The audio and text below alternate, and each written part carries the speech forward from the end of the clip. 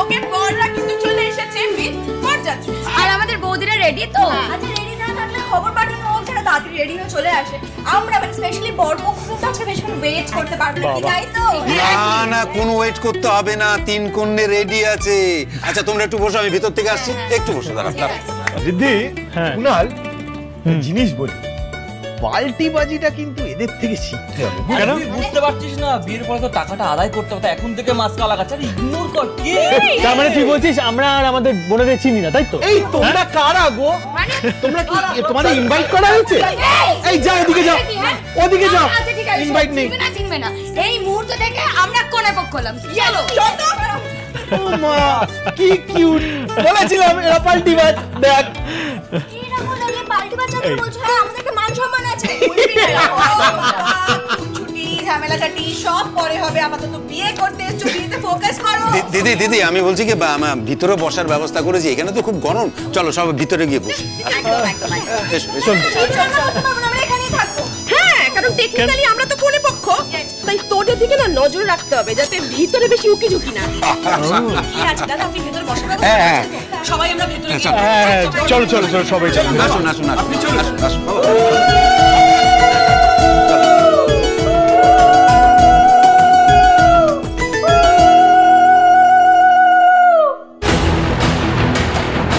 খড়ির জন্য এত উতলা হয়ে ওয়েট করে কোনো লাভ নেই ঋদ্ধিমান।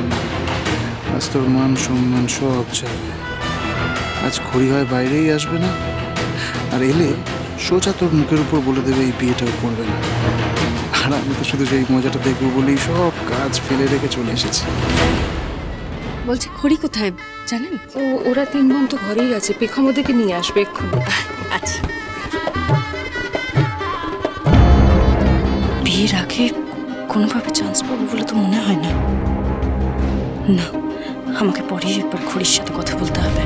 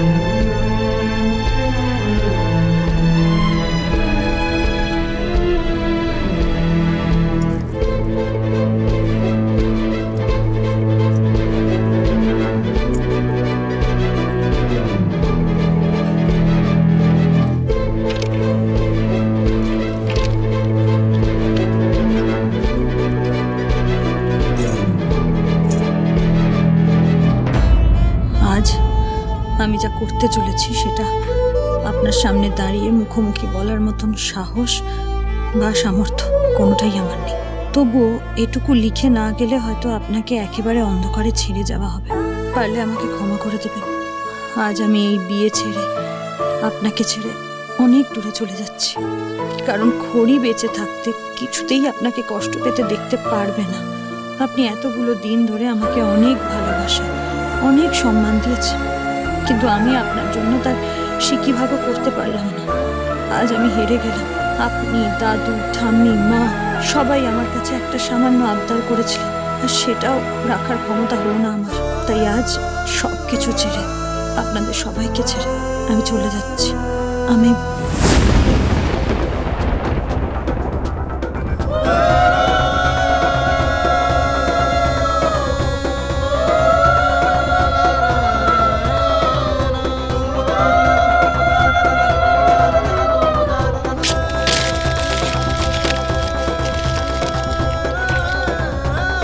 অসম্ভব, কথাগুলো আমি আপনাকে বলতে পারবো না ঋদ্ধিমান, কোনোভাবেই বলতে পারবো না।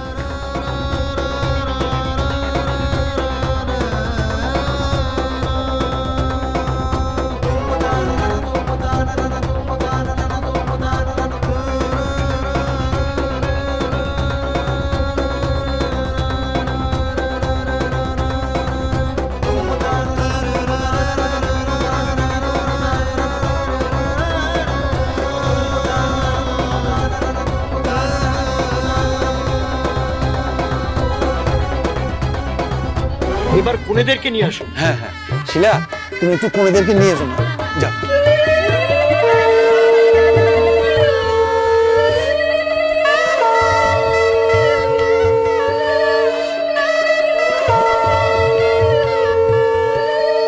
এই ওরা দুজন কেন? খড়ি কোথায়? খড়িদি তো আমাদের সঙ্গে আসছিল, পেছনে আসেনি। তুমি তো জানবে, ওরা চলে এলো। খড়ি কোথায়? না মানে খড়ি কোথায়? ঘরে নাকি এখন? ঋদ্ধি, তুই চিন্তা করিস না, তুই এখানে থাক, আমি দেখছি, আমি নিয়ে আসছি।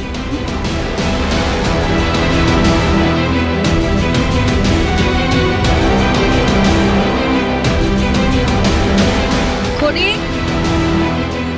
খড়ি নিচে চলো, সবাই খুঁজছে তোমায়। কোথায় চলে গেল মেয়েটা? খড়ি,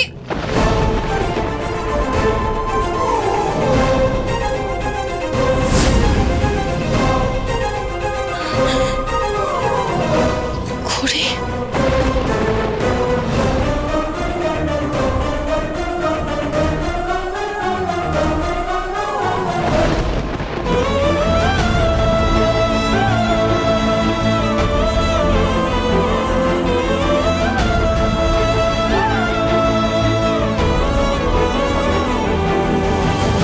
ঋদ্ধি,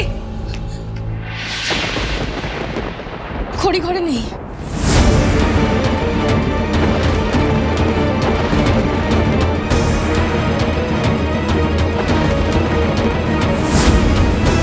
মানে কি হলো? মানে কি? হ্যাঁ? ঘরে নেই, খড়িমা তাহলে কোথায় গেল খড়িমা? দাঁড়াবো কেন? চলো, আমিও যাবো।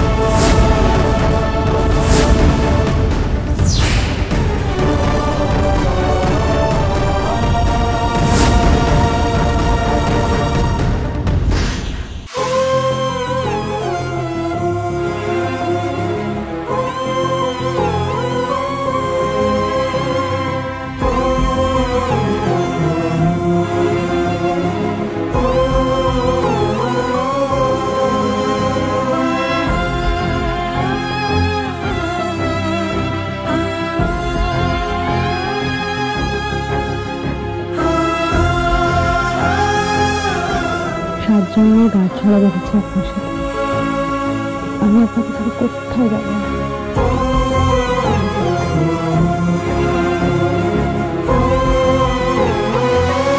কি এমন পাপ করেছি আমি?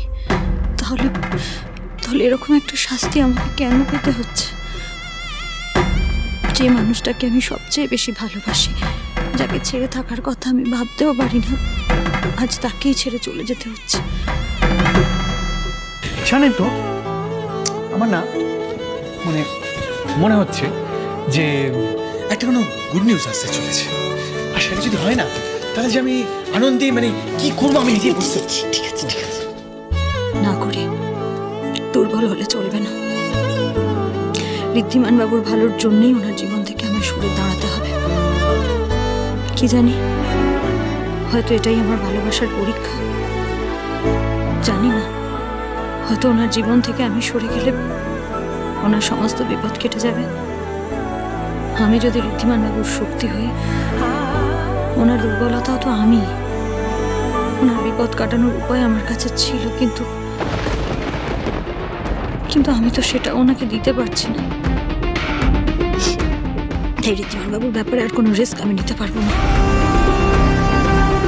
আপনার ভালোর জন্যই আমায় চলে যেতে হবে ঋদ্ধিমান বাবু। পারলে আমায় ক্ষমা করবেন, কিন্তু আমার কাছে সত্যি তো আর কোনো উপায় নেই। চারিদিকে সব রাস্তা যে বন্ধ হয়ে গেছে।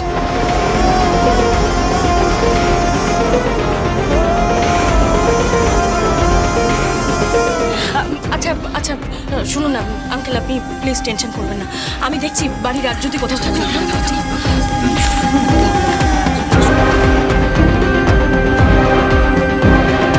আপনি কি করে করতে পারলেন এটা আমার সাথে?